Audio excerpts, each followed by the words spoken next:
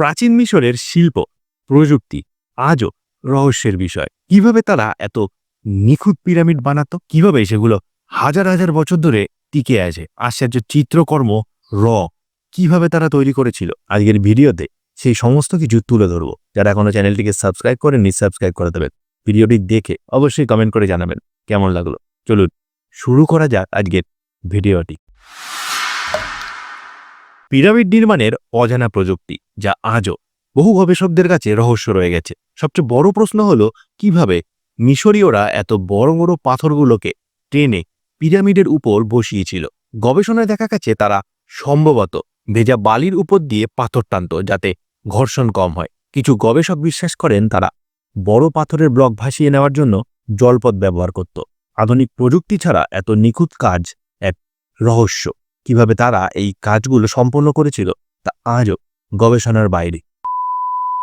মিশরীয়রা pyramid ব্যবহারে বিশেষ রঞ্জক পদার্থ এবং রং ব্যবহার করত, যা আজও রহস্য রয়ে গেছে। বহু গবেষণা হয়েছে কিন্তু তার উন্মোচন আজও করতে পারেনি কোনো বিজ্ঞানীর দল। হাজার হাজার বছর পরও মিশরীয় চিত্রকর্ম ও হায়ারোগ্লিফের উজ্জ্বল রং আজও অক্ষত রয়ে গেছে। কিভাবে সম্ভব? এটি পৃথিবীর একটি কৃত্রিম রং যা 5000 বছর আগে তৈরি করা হয়েছিল। এটি এক রকমের নীল রং যেটা মিশরীয়রা তাদের পিরামিডে ব্যবহার করত। আধুনিক গবেষণায় দেখা যায় এই রং ইনফ্রারেড আলো বিকিরণ করতে পারে, যা এক ধরনের গোপন বৈজ্ঞানিক কৌশল হতে পারে। সেই রঙগুলোর কেমিক্যাল বিশ্লেষণ করলে দেখা যায় তারা সেই রঙগুলোর মধ্যে তামা, ক্যালসিয়াম এবং সিলিকা ধাতু মিশিয়ে দিত, যার কারণে সেই রঙগুলো বহু বছর টিকে থাকত। আর এই রঙগুলোকে, এই ধাতুগুলো আরো দীর্ঘস্থায়ী করে তুলত।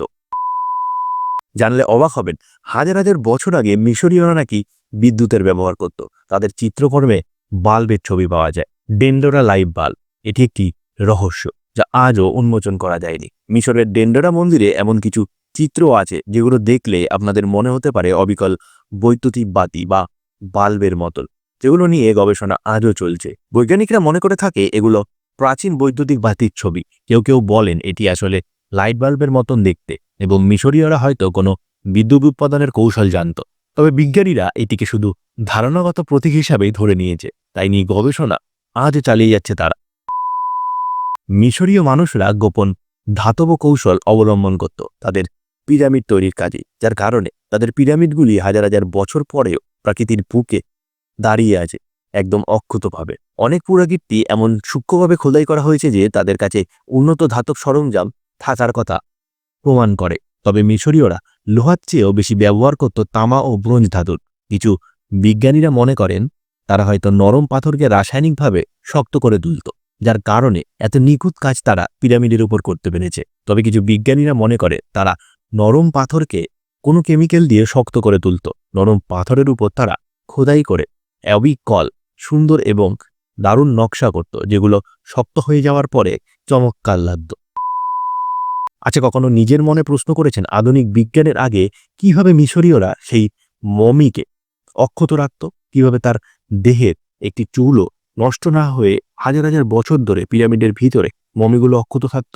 গবেষণায় দেখা গেছে মিশরীয়রা এক ধরনের প্রাকৃতিক লবণ ব্যবহার করত, যাকে নাট্রন বলা হয়। এটি ছিল মূলত কৌশলগত কাজ। মিশরীয়রা মস্তিষ্ক ও অভ্যন্তরীণ অঙ্গ সরিয়ে মৌমাছির মোম, লেলিন এবং বিশুদ্ধ সুগন্ধি দিয়ে এক রকমের তেল বানাতো, যেটা তারা মমির উপরে আস্তরণ হিসাবে ব্যবহার করত।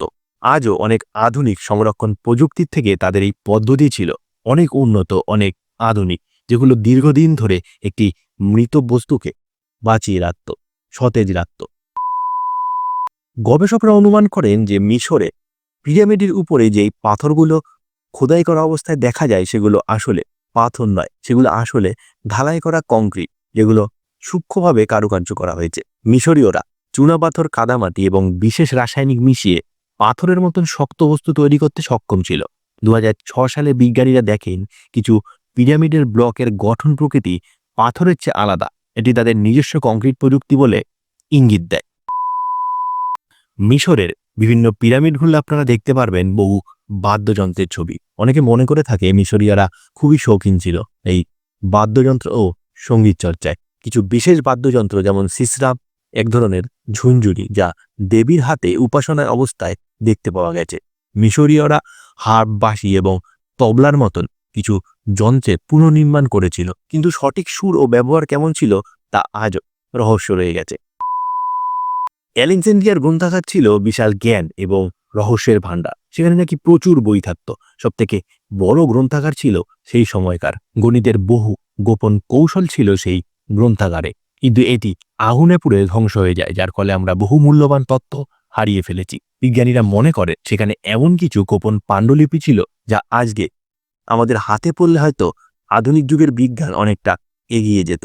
যা আমাদের বিজ্ঞানীরা এখনো আবিষ্কার করতে পারেনি, সেই সমস্ত কিছুই ছিল সেই পাণ্ডুলিপিতে।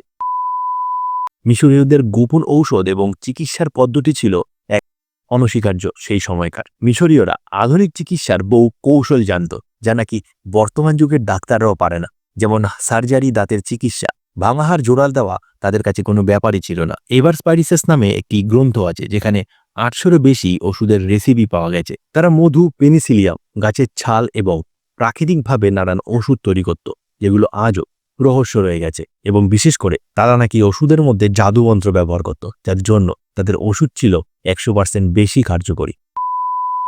2021 সালে গবেষকরা এথেন নামে একটি প্রাচীন হারিয়ে যাওয়া শহর আবিষ্কার করে, যা প্রায় 3400 বছর ধরে মাটির নিচে লুকিয়ে ছিল। এটি সম্ভবত রাজা এমেনাথ্রির সময়কার।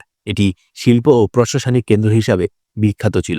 এর মধ্যে পাওয়া গেছে পুরনো ওয়ার্কশপ, মৃৎশিল্প, রং তৈরির কারখানা, যা কিনা মিশরীয় প্রযুক্তির নতুন অধ্যায়কে উন্মোচন করেছে। প্রাচীন মিশরের জ্ঞানের মাত্রা ছিল অবিশ্বাস্য।